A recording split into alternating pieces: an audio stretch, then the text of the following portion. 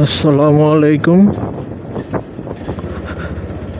Welcome to my গরিব blogs video.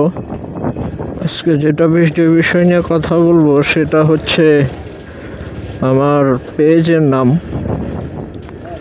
গরিব blogs রাখার কারণ সবাই শুধু বড় লোক হতে চায়, গরিব তো কেউ হতে চায় না।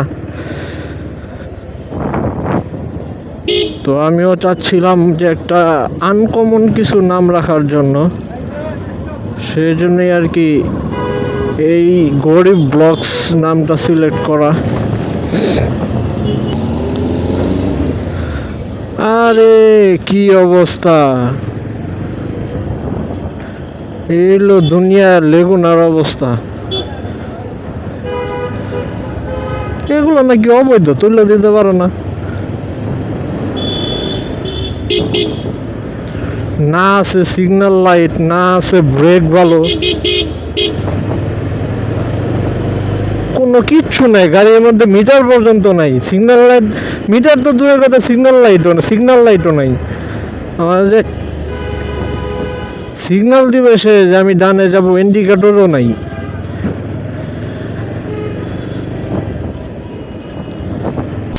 এবং যারা বড় বড় ব্লগার তারা মোটামুটি ভালো সেটআপ নিয়ে, ভালো বাইক নিয়ে, স্পোর্টস বাইক নিয়ে ব্লগ করে। আমার তো স্পোর্টস বাইক নাই, যা আছে আলহামদুলিল্লাহ।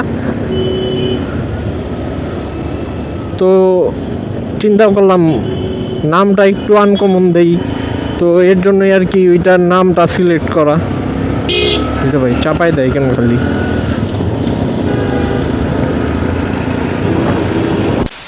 দেখেন কিভাবে বাসগুলো দাঁড়ায় আছে, মানে এর কোনো মানে হয়? মানে দুইটা বাস পাশাপাশি দাঁড়ায় যাত্রী তুলে। আমাদের মানে রাস্তায় চলা, বাংলাদেশের মতো রাস্তায় দেখেন, আবার দেখেন অবস্থা। বাসের মধ্যে, রাস্তার মধ্যে কিভাবে কি দাঁড়ায় থাকে।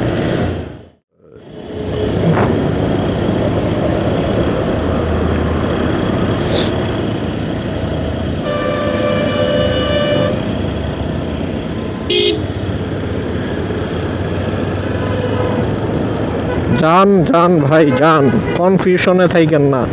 এই কনফিউশনে থাকেন দেখে অ্যাক্সিডেন্টটা হয়। আজকার সামনে এসে, এই যে আজকার সামনে এসে দাঁড়ায় পড়ে, মানে না যাবো আগে না পিছনে, কোনো যাওয়ার কোনো সিস্টেমই নেই। এ দেখেন রাস্তার মধ্যে কিভাবে দাঁড়ায় আছে।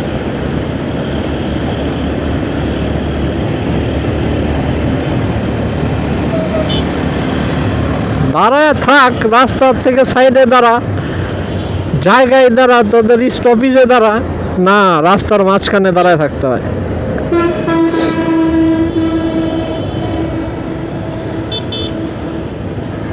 এই হোক, সিগনালে আটকায় গেছি।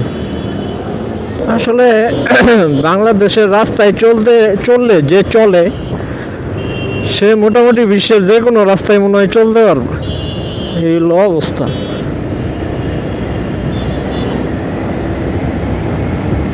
আজকাল সামনে একজন মানুষ আর দাঁড়ায় থাকবো, না যাবো পিছনে না যাবো সামনে। এই দেখেন, আহো বাতি যা হো।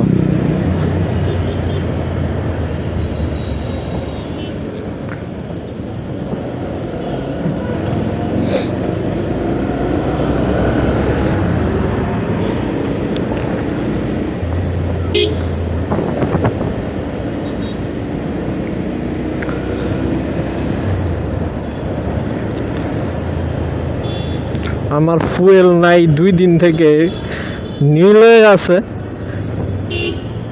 কোনো কাটাই উঠতেছে না, তারপরেও গাড়ি দিব্যি চলতেছে। কি যেন প্রবলেম আছে ফুয়েলে, মিটারে।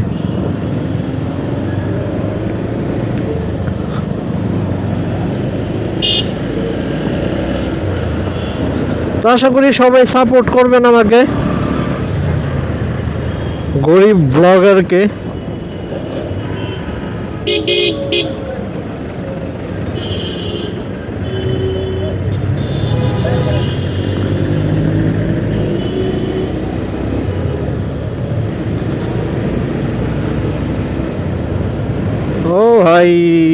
ভাই,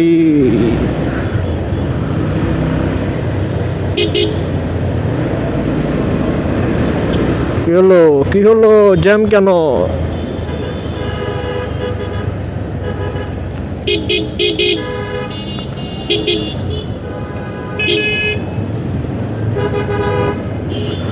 কি হলো?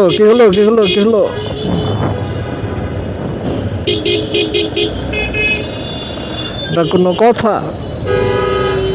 3 গাড়ির চিপায় পড়ে গেলাম। দেখেন অবস্থা, রাস্তার মাঝখানে দাঁড়ায় যাত্রী তুলতেছে। আরে ভাই, তোর যাত্রী রাখলে সাইডে দাঁড়ায় তুল, মাঝখানে দাঁড়ায় যাত্রী তুলতেছে।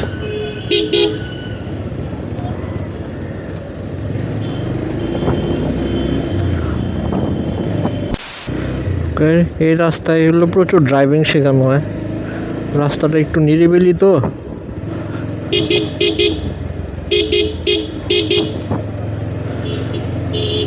রাস্তা নিরিবিলির কারণে এই রাস্তায় প্রচুর ড্রাইভিং শেখায়।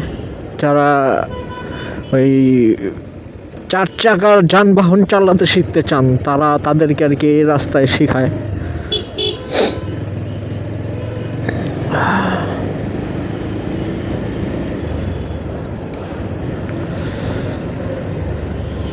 এই রাস্তায় প্রচুর হচ্ছে আপনার এই ভিড়গুলা, মানে একটু পরপর এই ভিড়।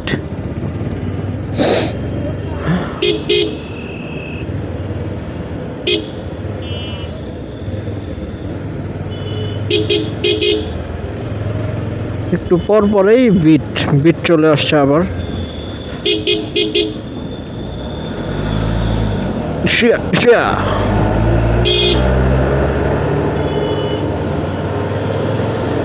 আবার বিট, ওই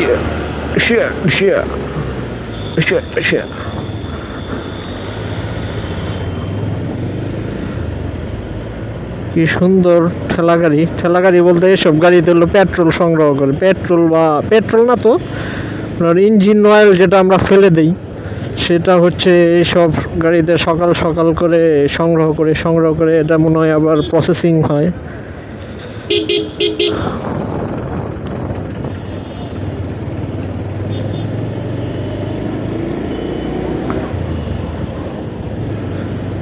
এই হচ্ছে অবস্থা। মিরপুর স্টেডিয়ামের সামনে বিপিএল খেলা চলতেছে সম্ভবত। রাত করে প্রচুর এই রাস্তাটায় জ্যাম লাগে, মানে ভিতরে যত দর্শক নাই, বাইরে লোকের সংখ্যা তার থেকেও বেশি থাকে।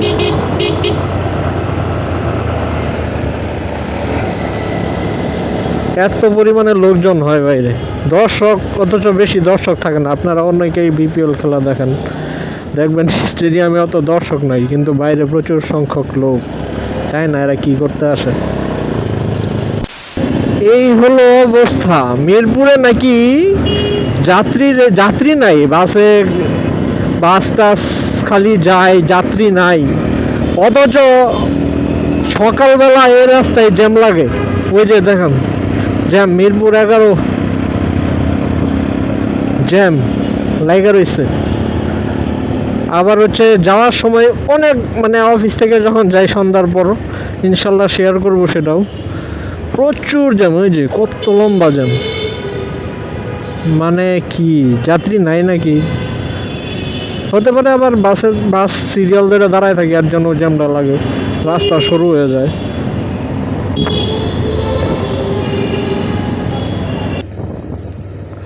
যাই হোক, চলে আসছি অফিসে।